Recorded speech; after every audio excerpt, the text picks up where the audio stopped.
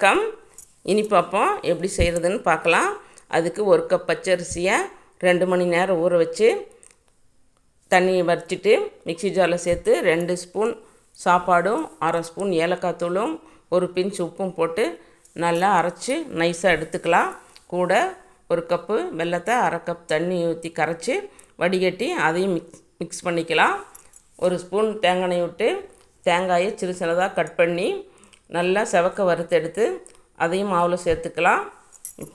அது கூட 1 pinch packing சோடாவும் சேர்த்துக்கலாம். இப்போ அதை சின்ன குக்கரில் நெய் தடவி மாவை கொஞ்சம் ஊற்றி அடுப்பு சிம்மில் வச்சு ஒரு 10 நிமிஷம் விசில் போடாமல் மூடிடலாம். 10 நிமிஷம் கழித்து பார்த்திங்கன்னா ரெடியாக இருக்கும்.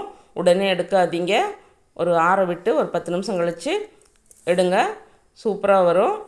அதே போல் ஆப்போசிட்டிலையும் ஆப்பம் மாதிரி ஊற்றி எடுத்தாலும் ரொம்ப நல்லா வருது. நானும் இதை ஃபஸ்ட் டைம் செஞ்சு பார்த்தேன். ரொம்ப நல்லா வந்திருக்கு. நீங்களும் இதே மாதிரி செஞ்சு பார்த்துட்டு எப்படி இருக்குதுன்னு கமெண்ட் பண்ணுங்கள், லைக் பண்ணுங்கள், ஷேர் பண்ணுங்கள். மறக்காமல் சப்ஸ்கிரைப் பண்ணுங்கள். வாழ்க வளத்துடன் நலத்துடன்.